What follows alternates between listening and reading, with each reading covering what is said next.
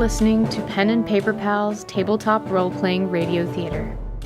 For the first time since reaching the mountains, the path ahead winds down into a broad valley between two peaks. For the younger ones, it's obvious this small gift is best spent exploring. At the base of a steep hillside, shattered slabs of light blue marble are littered about. Quiet as ever, Janice retraces the hard-packed circuit she's made around them. There are 9 in total. 8 down here, each the size of a large dog, and a bigger one, the size of a small horse, jammed into the hillside far above. The small girl was content eyeing the ragged stones the first 3 times round. Now she walks by with a hand outstretched, gently grazing the ice-encrusted stone. It's quite a surprise when her gloved fingers dip slightly. Janice stops on the spot, turning to face the marble. Step left, then right, for investigative purposes. She pats the stone thoughtfully before roughly pushing the snow aside. From her bag, she produces a square of parchment and a wedge of charcoal. Moments later, she has a rough copy of the engraved emblem and a small, self-satisfied smile. That's a cute horsey. Janice tilts her head back, looking straight up into her big sister's beaming, looming face. She leans over her with a hand on either hip. Janice nods twice. Anything else on these rocks?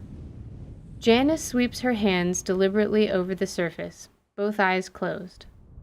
Without opening them, she nods again. Whoa.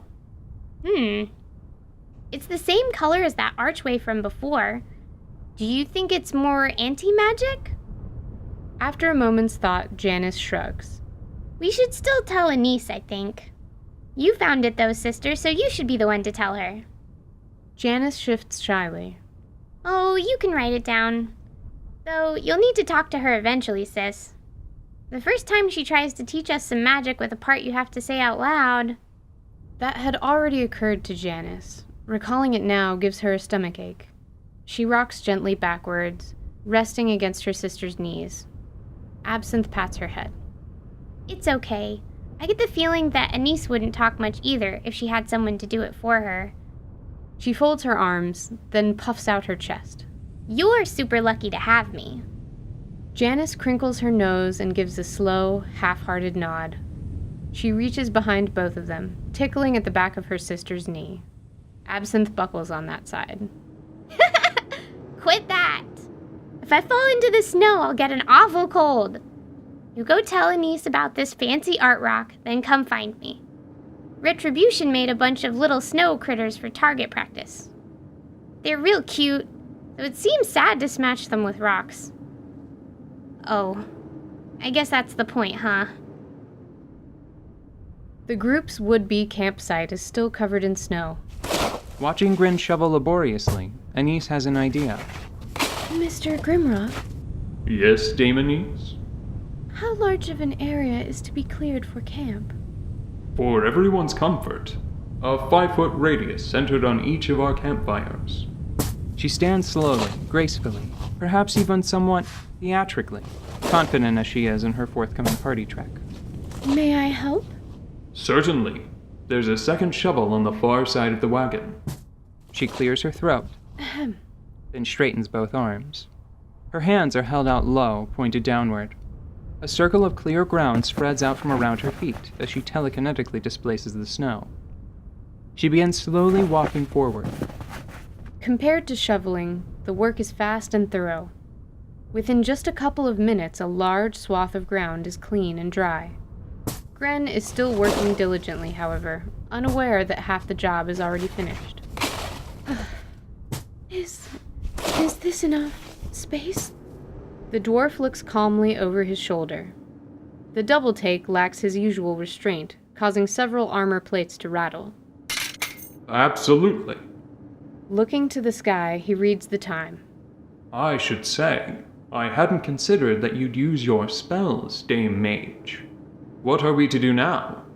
At this rate, we'll be left alone with our thoughts for an entire evening. He chuckles lightly, driving the shovel upright into the ground nearby. He leans low to the ground. Your craft is exquisite. Individual blades of grass are frost-free, If I may, how did you do this? Much of this snow was simply pushed away. But at the same time, I also heated the ground ever so slightly. Heated the ground? Absent-mindedly looking further down the canyon, he thinks. The question comes hesitantly. And what was the heat source?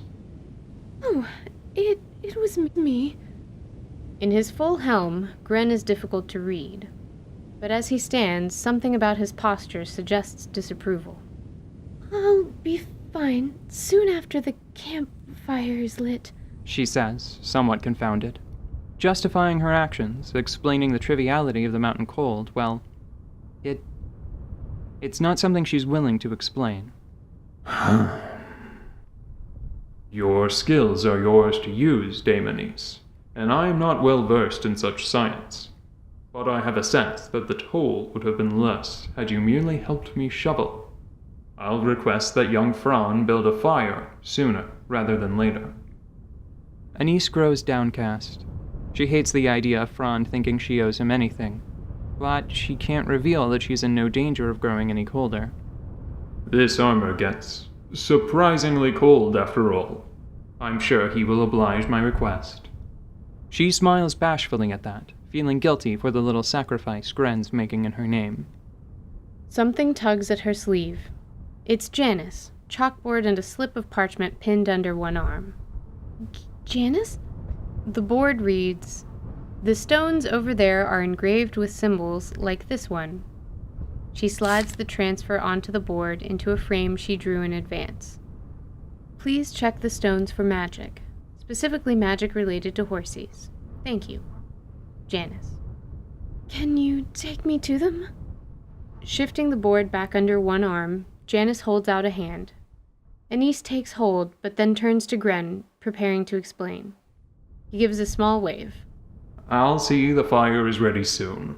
For the sake of my nerves, please don't dally too long. The young girl leads Anise away from camp to the stone-spattered clearing nearby. Seeing the blue stone sends a fearful tingle down her spine, but she's unwilling to slow Janice's stride. Anise crouches next to the marble slab, sliding a hand along it. She closes her eyes, honing some other sense. Nothing extraordinary results. I'm sorry to report that I don't sense any magic, Janice. The girl pouts over her scarf. But we can still investigate it for other noteworthy attributes. Janice brightens. The engravings are worn, quite hard to make out in the stone's light coloration. Anise thinks for a moment, then gestures to the earth nearby. With a thought, a ribbon of dirt cuts through the snow, forming into a loose sphere. She psychically presses it into the faintly engraved surface. Janice slaps a palm against her forehead in wonderment as carving after carving is filled with muddy gray. There are letter forms foreign to both of them, but also flowers, sharp geometric patterns, and, critically, several more horses. It's a shame to see something like this destroyed. I wonder, where did these come from? Janice looks, then points up, to the large stone wedged into cold gray shale 30 feet overhead. Oh, that raises more questions than it answers, I think. Janice writes a word on her chalkboard. Fennel? I think so, yes. Will you please watch over me, Janice? A miniature salute comes in response. Fennel flies up, perching on an outcrop below the broken wedge. Through the bird's eyes, Anise examines the stone. These etchings are much the same, but are better preserved than the ones below. Around now, Absinthe trudges up the hill behind them. Hey, did you two find anything fancy? Janice points up to the rock and Fennel. Oh. Well, anything neat up there? She asks loudly. My hearing is down here, Absinthe. Oh, sorry. Anything neat up there? I'm afraid not. Based on the curvature of the stone, it appears these pieces once formed a large pillar, though. The angle of impact suggests that it was lodged into the cliff face from above. The rock range is named after a really big bird, right? believe so. Maybe it didn't appreciate that pillar, so it flew off with it, then dropped it from really high up. Perhaps. Some of the carvings are quite worn, though, which makes me think that they're very old. It's not as thrilling, but it's possible that it used to be on the top of a hill that has simply shifted over time. Yeah, I see what you mean. That is less thrilling. Anise returns to her senses as Fennel lands on her shoulder. She sways from the impact, light as it may have been. The girls reach out reflexively, steadying her. Whoop. Are you feeling okay, Anise? I feel a little nauseous. Did Fennel fly down too fast? It's gotta feel like you're gonna hit the ground. That's solid reasoning, but I'm not usually negatively affected by Fennel's flying. I suppose I felt a little ill to start with. Janice pushes her chalkboard into Anise's hands. It features a small sketch of a burning campfire. Janice eyes her teacher seriously, then points back toward camp. Absinthe peers around to the image, understanding immediately. It's a prescription. A doctor has been tutoring us, so we can do this now. She joins her sister in pointing solemnly back to camp. Anise does a poor job of stifling her laugh. It's a very unclear prescription. The girls are both pushing her now. There are no real instructions, and if misinterpreted, could be very dangerous for your patient. Heat, dinner, blanket, doctor's orders. In the evening, Leon boils snow into water, then kneads a simple flour dough. After baking a number of small loaves in a thick pot, he shaves thin slices of cheese onto each. The others immediately, unanimously declare him a hero. He's rather embarrassed by it. Since leaving Maple Spring, Meryl had taken to sitting with Anise and the girls over dinner, but it was only now, after being introduced to her tent, that Anise could think of anything to discuss at length. Tonight they hold an impromptu seminar on magical artifacts, with the children's questions driving the conversation. Okay, sure, but what happens if somebody pokes a hole in the tent from the inside? If an interior wall is damaged, the space rapidly collapses. My family discovered this after my grandfather unintentionally slashed a wall in a sabrage mishap. His arm was broken in the process. Oh no! It twisted his arm up as it got smaller? Nothing so dramatic as that. When he was expelled, he merely landed badly on an overextended arm. It could have been worse. We were all thankful he didn't land on his saber. Hey, what's sabrage? Wait, no. I'm more interested in knowing how you fixed the tent after it was cut open. The damage is evident on the traveling box after the tent reverts to that form.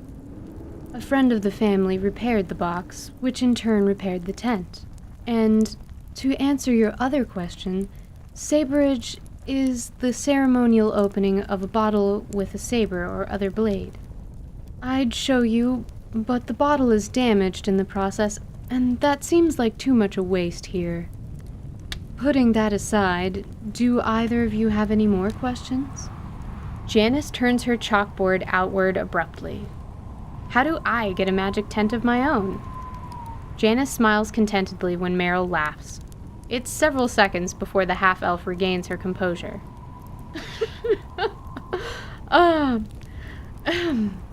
The most direct route would be to commission the fabrication of one with an artificer or wizard. It would take a great deal of time and coin, but at the end of it, it would be made to your exact specifications. You could also search for one that already exists. Perhaps in some curiosities bazaar, or a specialty shop in one of the continent's larger cities. Large like Blueport? Just like Blueport.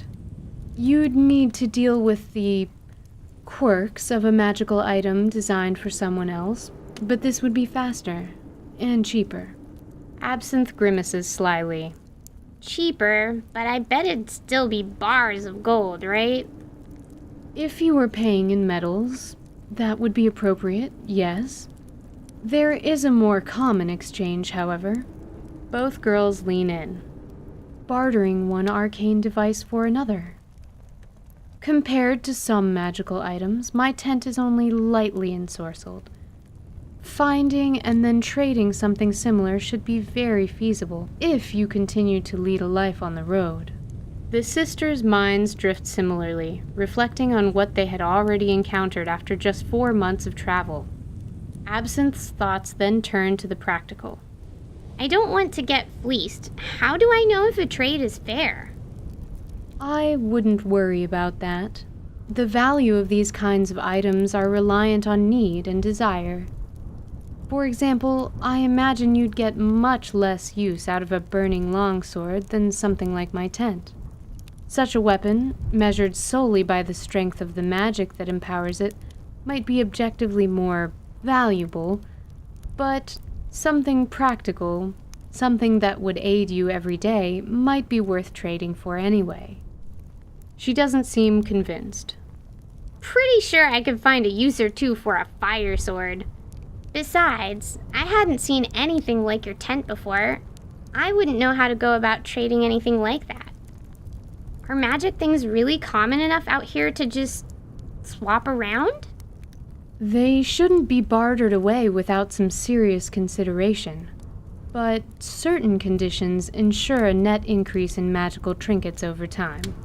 Isn't that right? Meryl looks to Anise, causing the girls to do the same. She shudders at the sudden attention, clears her throat, then... Enchanting an object fortifies it with the weave. Magical energies are condensed within it. Compared to their mundane equivalents, these objects are extremely resilient, with the most heavily enchanted among them oftentimes requiring esoteric methods to be damaged or destroyed. When a magical item is made and maintained, it can function for hundreds or thousands of years. The world is thus flooded with the cumulative works of innumerable spellcasters, their efforts spanning back eons. All of this contributes to the relative commonality of arcane artifacts. For example, are you certain you had never encountered anything like Meryl's tent before? Absinthe squeezes her eyes shut, thinking deeply. Then Janice whispers something, and her eyes go wide. I think you're right, sister. In our parents' study, there's a quill without an ink bottle. Anise thinks she gets what she means, but it's best to be sure. You mean it generates its own ink?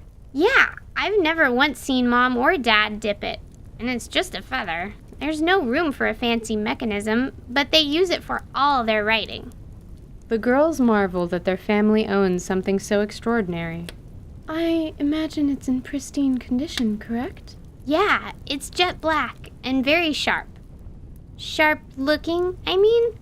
Well, it's a quill. It's probably sharp in a few ways. Anise, can you make items magical? Did you make your book and wand? Whoops. Anise goes stiff as a stone. She probably should have anticipated this. Focus on the spellbook. Just over-explain the book. My spellbook was non-magical when I received it. Initially, only the individual pages I wrote upon could be accurately described as enchanted. Since then, the entire volume has been suffused with the weave. I could set it to rest in the campfire, and it would be several minutes before it started to burn. She continues for some time on a variety of spellbook-adjacent topics. The magic absorption of parchment versus vellum, the conductivity of various inks, the procedure for adding or removing pages. Her audience listens attentively. If you're interested in magical theory, it's interesting stuff. But it's not so interesting that Absinthe forgets the other half of her question.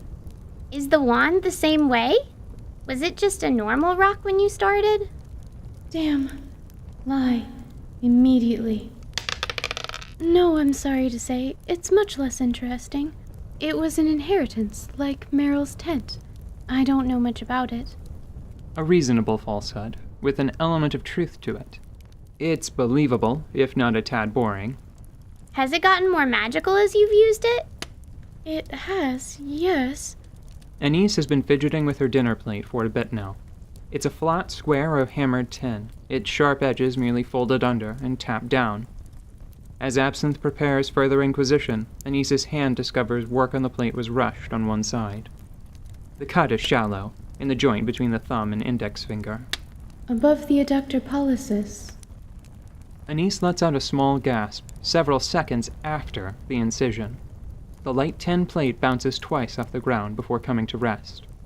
She clasps her hands together, but poorly, so as to make her very real injury clear to the others. That plate. One of the edges is a little sharp. The sisters fret over her. Leon, investigating the dropped plate, frets over her too. Anise excuses herself with an apology, saying that it's not a serious wound. She'll take care of it in the wagon. It's late enough that she'll be retiring for the evening. It's a series of awkward exchanges, but in the end, she escapes. Ultimately, who is anyone to argue with her? She's the doctor, after all. That was overly dramatic. Excessive. You could have... Please be quiet. No, you listen to me. This is important. You could have simply yawned, like this. And excused yourself for the evening. Now, thanks to your lack of social aptitude, I'm here with you. Again. I'm sorry to say that I'll be going to sleep straight away. That's fine. I'll still be nearby. I'll keep watch while you rest, Anise. Sleep well. Anise wakes suspended in that formless void, an endless expanse of silver. Panic seizes her as she tries to recall just exactly how to move. How did she do it before? The first night she visited this place, she had stepped forward confidently, effortlessly, until an uncouth thought crossed her mind, and she foolishly looked down. It was then she noticed that each bold, stolen step made to that point had been completely impossible, for the gleaming field of silver in front of her also extended infinitely below her. Whatever imagined surface she strode upon previously was no longer fit to support her, and she began to tumble downward, flipping end over end, ceaselessly, for an indeterminate period. On that night, now long past, the motion carried through waking, flipping her heavily from a tall, four-poster bed. Anise's handmaiden found her sprawled on the ground the following morning. She didn't find herself in the silvery void for a long time after that. Fortunately, when she did, she was completely still. Not just physically, but mentally. After what happened the first time, she didn't dare to preconceive of anything. She drifted, thinking nothing, just observing. Silver, gray, slate. At some distance, smoky whirls, plumes loosed from an extinguished candle. Shimmering dots of color, each an incalculable distance away, perhaps large and distant or tiny and very near, flit and twist before winking out. More silver, more gray, more... Wait. She noticed that the ocean of silver around her had a gradient. Anise grew to imagine the darker, more somber regions as above and below, with a band of bright platinum light functioning as a horizon line. After that revelation, it was only a matter of thought. She considered moving, and her consideration was rewarded with locomotion. At first, she moved only in the direction she faced. Before long, she would twist and spin through the endless expanse of silver, confident and effortless once more. Motion divorced from sight, she soared through silver skies in long arcs, focused on those distant glints of color, using the subtle gradient to keep her bearings. For a long while, it was pure delight. Then she hit something. Like stepping into shadow, a chill comes over her, just as it did then. She revolves in space, now as before, and again sets her gaze on an impossibility. Suspended before her, an 18-foot-tall humanoid, skin as rough and dark as charcoal. A stark white beard flows down, enrobing the ashen form. In its withered grasp, a blackened sword, some 14 feet long, burns gently. The flickering blade is cast in a gentle sine wave. Adorning each shoulder, there are two human-sized figures, women with feathery wings, seemingly cut from dark shale, their statuesque bodies twisted in anguish. Between them, resting on the impossibility's head, there is a crown, a tall obsidian one. It hangs above an inscrutable visage, ghastly, nightmarish, calm, commanding and handsome. His face is serene, but perfectly, overwhelmingly so. Its horror is unique, how content he is with his solitude, his isolation, the absolute finality of his death. This impossible figure, his calm is infectious, a cancerous apathy that threatens to grow into this endless silver void, to overrun it completely, and Anise along with it.